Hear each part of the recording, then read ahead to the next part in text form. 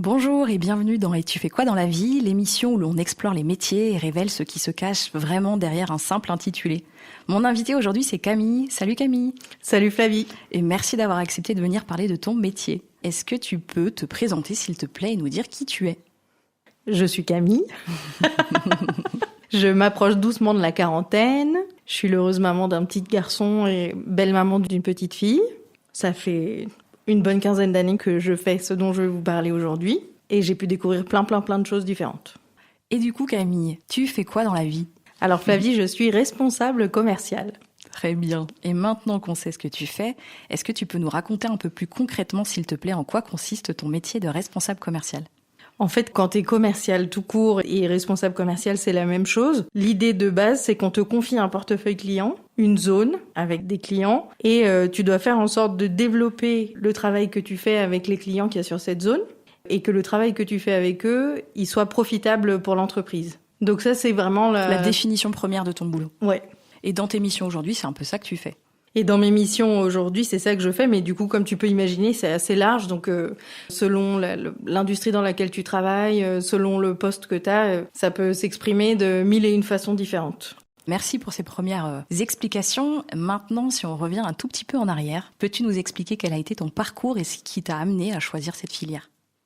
Alors, en fait, j'ai fait des études de gestion au départ. Et après, j'ai fait un master de management international à Lyon 3, à l'IAE. En fait, j'ai beaucoup vécu à l'étranger quand j'étais enfant et du coup, c'est pour ça que je me suis orientée vers quelque chose d'international. Et en faisant mes stages et en rencontrant des gens, je me suis dit j'aimerais bien essayer d'aider des entreprises françaises à se développer à l'international. Du coup, j'ai fait mon stage de fin d'études dans une entreprise dans le vin, enfin dans les outils agricoles pour le vin et l'huile d'olive. Et à partir de là, je me suis dit l'Italie c'est drôlement chouette. Parce que je faisais mon stage de fin d'études en Italie. Je suis partie en Italie après en VIE, mais cette fois dans l'industrie textile. Et l'idée, c'était de faire du développement commercial, donc vraiment ça, d'aider cette entreprise de Saint-Étienne à se développer dans toute l'Italie. Génial, donc tu es restée plusieurs années en Italie. Je suis restée plusieurs années en Italie, et je m'occupais pas que de l'Italie, je m'occupais aussi de l'Europe de l'Ouest, donc de l'Espagne, du Royaume-Uni, de la Scandinavie, du Benelux. Et ton métier en Italie était vraiment différent de celui que tu fais en France ou... Alors, sur le fond, pas vraiment. Les objectifs, ils sont toujours les mêmes. On te dit, à la fin de l'année, il faut que tu aies fait tant de chiffre d'affaires, il faut que ta marge, elle ait augmenté de temps ou elle reste identique. Et en l'occurrence, quand je suis arrivée en Italie, on venait de fusionner avec une autre entreprise. On connaissait pas très bien le marché italien et donc je suis partie là-bas pour essayer de mieux découvrir le marché, le développer. Et donc là, il y avait beaucoup de prospection, de découverte de nouveaux clients. Et c'est un peu différent de ce que je fais aujourd'hui parce qu'aujourd'hui, il y a toujours un peu de prospection. Mais aujourd'hui, on est plus sur un côté élevage, c'est-à-dire qu'il y a un portefeuille de clients qui existe déjà et il faut s'en occuper. Et souvent, quand tu es commercial, tu as souvent au moins deux types de commerciaux. Tu as ceux qui aiment chasser, donc ceux qui aiment faire de la prospection, et tu as plus ceux qui sont éleveurs, et eux, ils aiment s'occuper d'un portefeuille de clients qui est déjà existant. Mais que tu fasses l'un ou l'autre, ça communique souvent. Tu peux rarement faire que de la prospection ou que de l'élevage, il y a toujours au moins une petite partie... Tu as été amenée à faire les deux ? Oui. Tu as une préférence ? Moi, j'aime beaucoup découvrir des nouvelles personnes. Dans l'idée, la dynamique de la prospection, je trouve que c'est passionnant. Après, je serais beaucoup plus à l'aise si quelqu'un me prenait tous mes rendez-vous et que j'avais juste à aller en rendez-vous, que ce moment où on doit décrocher son téléphone et se dire « Bon, allez, j'appelle, je vais me prendre des vestes, mais j'y vais, je le fais ». Et voilà, donc ça, du coup, quand t'es commercial, que tu sois responsable commercial ou juste commercial que tu viens de commencer, il faut beaucoup de résilience, en fait. D'accord. Et après l'Italie, après t'es rentrée en France ? Et après, je suis rentrée en France. Du coup, la France, c'était un peu plus central pour s'occuper du reste de l'Europe. Donc, je continue à m'occuper de l'Italie, mais aussi de l'Espagne, du Royaume-Uni. Et ça, là, par exemple, tu vois, tu me demandes la différence avec mon travail d'aujourd'hui. À cette époque-là de ma vie, ça nécessitait beaucoup de déplacements. Parce que ma zone, elle était très grande. Elle était dans des pays étrangers. Et donc, il fallait que je prenne l'avion, que j'aille voir des clients dans le sud de l'Espagne, dans le sud de l'Italie, dans le nord de l'Italie. Et donc, ça nécessitait de passer beaucoup de temps dans les avions. Alors qu'aujourd'hui, ma zone, c'est la France. Mais en réalité, avec les clients avec lesquels nous, on travaille, je suis plus sur la Bourgogne, la vallée du Rhône. Tu travailles dans quelle filière ? Aujourd'hui, je travaille dans les services autour du vin. Et c'est vrai que ton parcours, il nous a bien éclairé déjà et ça donne envie de savoir à quoi ressemble, même si tu nous as déjà un peu dit, une journée type avec toi. Est-ce que tu peux nous emmener dans ta voiture de fonction et nous dire ce qui se passe?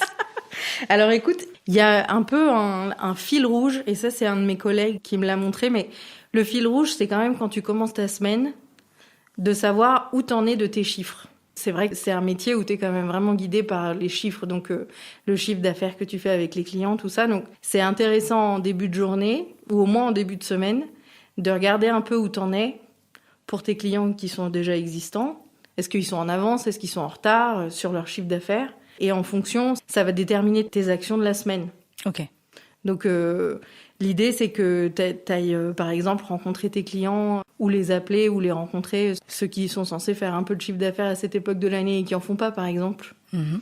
Donc l'idée, ça peut être de les appeler ou d'aller les voir pour voir un peu où ils en sont, comprendre s'il y a des projets qui arrivent, qui n'arrivent pas. En parallèle de ça, c'est mécanique. Dans ta liste de clients, il y a des clients, ils voudront plus travailler avec toi ou alors ils ont arrêté cette activité. Et donc, il va aussi falloir que tu essayes de trouver des nouveaux clients. Donc, dans ta semaine, souvent, tu passes quand même quelques coups de fil. Ou soit tu le fais toi directement, soit il y a des clients à toi qui peuvent te coopter aussi pour essayer de trouver des nouvelles personnes avec qui travailler. Donc ça, c'est la partie un peu développement, s'occuper des clients. Après, dans une journée, tu rappelles aussi les gens à qui tu as fait des offres commerciales dans les semaines précédentes pour voir où ça en est, si le projet avance. Sachant que l'idée, c'est quand même de battre le fer tant qu'il est chaud.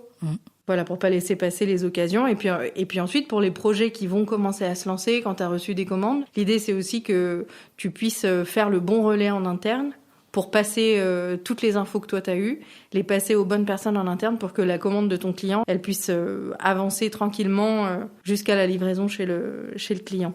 Donc je dirais que ça, c'est une grosse partie de la semaine aussi. Et puis la partie faire des offres. Que tu aies passé des coups de fil ou que tu aies reçu des mails, les gens, ils te demandent des prix, vu que tu es commercial. Et donc, il faut que tu prépares tes prix et que tu les envoies à tes clients. Dans un monde idéal, tu es très, très réactif et tu envoies les prix rapidement parce que, a priori, quand on t'interroge, c'est qu'on a besoin de toi et personne n'aime attendre. Donc, ça vaut la peine d'essayer d'être réactif. C'est pas toujours possible. Je me demandais aussi, comme dans chaque métier, c'est vrai qu'il existe souvent un vocabulaire un peu propre à la profession avec des mots que les autres ne connaissent pas ou n'utilisent pas forcément. Est-ce que tu pourrais nous partager quelques-uns de ces termes que tu utilises souvent dans ton quotidien pro? Moi, je dirais chiffre d'affaires. Chiffre d'affaires, CA. Marge. Ok.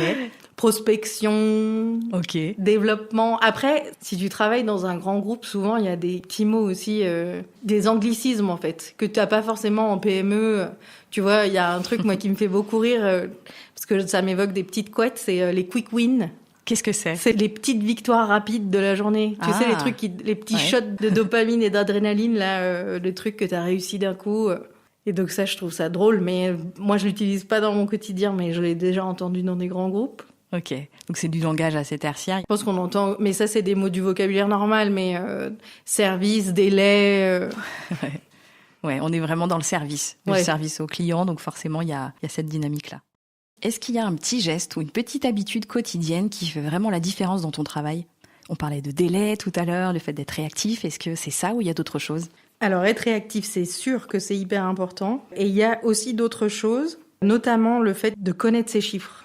Suivre ses chiffres, connaître ses chiffres. Depuis que j'ai commencé ce métier, tous les managers, les coachs que j'ai eus m'ont toujours dit « Camille, vous ne pouvez pas ne pas connaître vos chiffres. Là, tout de suite, je vous demande, vous en êtes où, c'est quoi votre CA, machin. Vous ne pouvez pas me répondre que vous en savez rien. » Donc voilà, ça c'est important, c'est vraiment le fil conducteur de ta semaine, c'est censé être le fil conducteur de ton travail. Après, qu'est-ce qu'il y a d'autre comme truc vraiment Ça peut être une habitude aussi justement qui peut être en relation avec le client, quelque chose qui fait la diff, quelque chose qui fait la différence.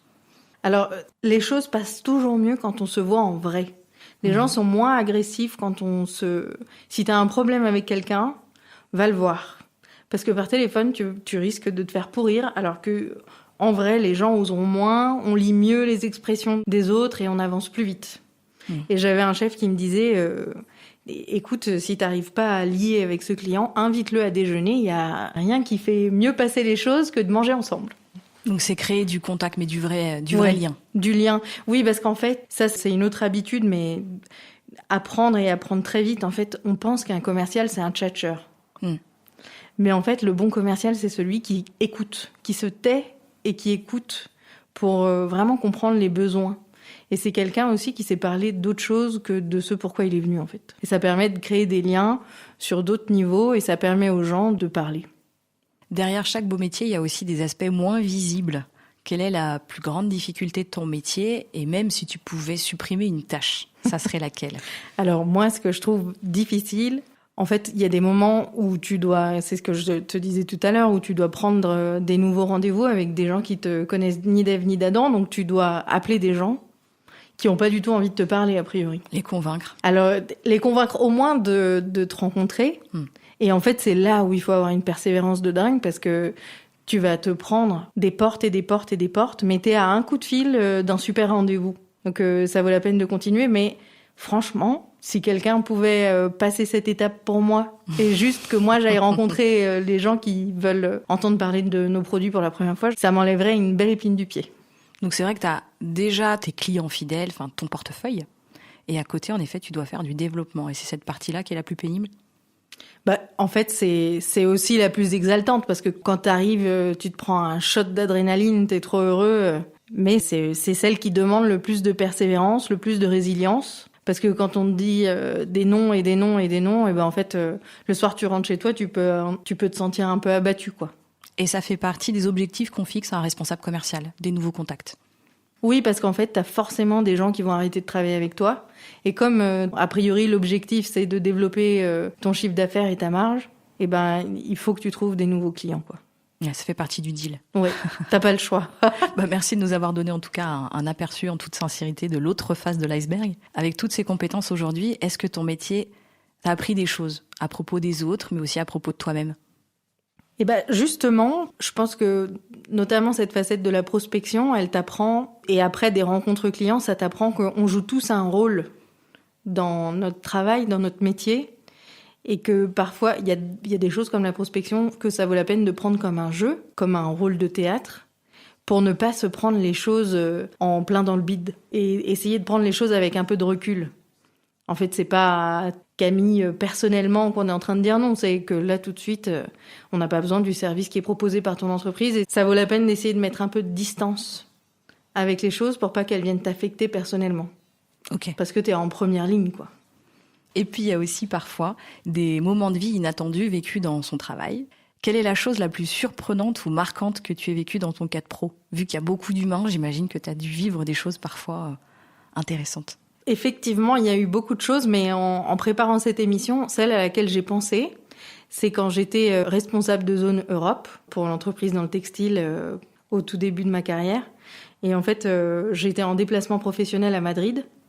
Et arrivé à l'aéroport, on m'a annoncé que mon avion ne décollerait pas et qu'il décollerait pas pour les prochaines 48 heures. Et du coup, je me suis retrouvée coincée à Madrid pendant 48 heures, prise en charge par la compagnie aérienne.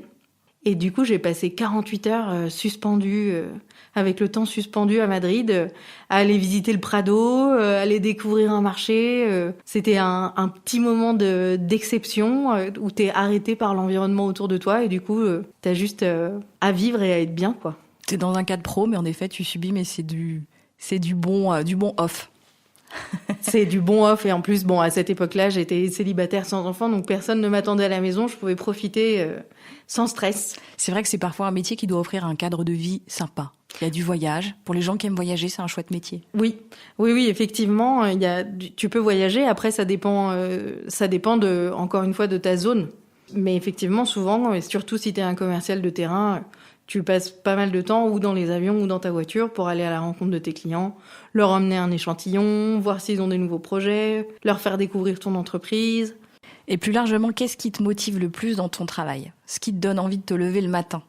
Moi, ce qui me donne envie de me lever le matin, c'est les gens, en fait. C'est les gens que je rencontre, c'est l'équipe avec laquelle je travaille, c'est toutes ces relations humaines, en fait. Et moi, je resterais coincée chez moi, je serais très malheureuse. En fait, je suis heureuse d'aller au bureau, je suis heureuse d'échanger au téléphone ou en physique avec mes clients. Et je suis hyper heureuse d'avoir une équipe derrière moi qui me soutient, avec qui je peux avoir un bon fou rire quand je viens de me prendre 8 portes dans la figure, avoir un super manager qui est un super coach chez qui je peux aller discuter, confronter des points de vue. Et voilà. Et ça, c'est ce qui me plaît, en fait, le matin quand je me lève. C'est le côté relationnel qui est hyper fort. Ça fait partie des compétences pour être un bon responsable commercial. Ça, effectivement, je pense qu'il faut quand même aimer les gens pour pouvoir faire ce métier. Mais en fait, effectivement, il faut avoir un bon relationnel, mais en même temps, il faut savoir ne pas écraser les gens. Tu peux pas occuper toute la place, en fait. Ton client potentiel, il faut qu'il ait la place de s'exprimer, de te dire ce dont il a besoin. C'est pas que toi qui brille, quoi. Donc tu nous avais parlé, en effet, du sens de l'écoute. On a parlé d'un bon relationnel. Il y aurait une troisième compétence qui te semble essentielle? J'allais dire, il faut être bon en calcul. Ouais, il faut aimer les maths. Après, c'est pas des maths très compliqués, mais effectivement, il faut quand même savoir manipuler les chiffres. J'allais dire, moi, je vois ce métier-là souvent avec des gens qui aiment le challenge, qui aiment aussi se dépasser, qui aiment avoir justement Il y a des métiers où on n'est pas forcément objectivé de cette manière-là, mais là, on a souvent des choses à atteindre, quoi. On va chercher. Oui, complètement. Et effectivement, c'est sûrement un métier qui va très bien à des gens qui sont très compétiteurs, qui aiment les challenges. Mais tu vois, moi, je suis pas quelqu'un de très compétiteur. Mais moi, mon moteur, c'est plus la satisfaction du client qui est en face de moi. Moi, c'est ça qui me satisfait. Que mon client soit très gros ou très petit, si à la fin, il me dit, merci, vous m'avez trouvé une solution, je suis content, on continue. Moi, c'est ça qui me... Être droite dans ses bottes, avoir l'impression que c'est donnant-donnant et que tout le monde est gagnant. Oui. Et pour terminer, justement, quel est le meilleur conseil pro qu'on t'ait donné? Est-ce qu'il y en a un jour où tu t'es dit, ça, je le garde et ça m'a aidé à grandir? En fait, tu verras, je les ai un peu distillés pendant toute l'émission, mais c'est connais tes chiffres. Ça, c'était un conseil pro de méthode. Un autre conseil pro, c'était la vente, c'est un métier. C'est pas juste de la tchatch. Il y a des techniques de vente. D'ailleurs, il y a des BTS techniques de vente. Et apprends les techniques. Ça t'aide quand même. L'autre chose, c'est invite la personne à manger. Tu vas voir, les choses, elles vont se détendre. Et va voir les gens. Écoute-les et tais-toi. Ça me semble bien. Et j'allais te demander quel conseil tu donnerais à une personne qui souhaite faire comme toi. Mais c'est la même chose ou il y a encore quelque chose que tu souhaites rajouter? Je pense que si tu as envie de faire ce genre de métier, ça vaut la peine aussi d'aller pousser la porte de n'importe quelle entreprise, parce qu'au final, des commerciaux, il y en a partout, pour les accompagner un petit bout de journée pour voir comment tu te sens dans cet environnement-là. Donc, aller tester. Aller tester, oui. Merci beaucoup Camille d'avoir partagé ton expérience avec nous et merci à vous qui nous écoutez. On se retrouve très vite pour un nouvel épisode de Et tu fais quoi dans la vie? Merci Camille. Merci Flavie.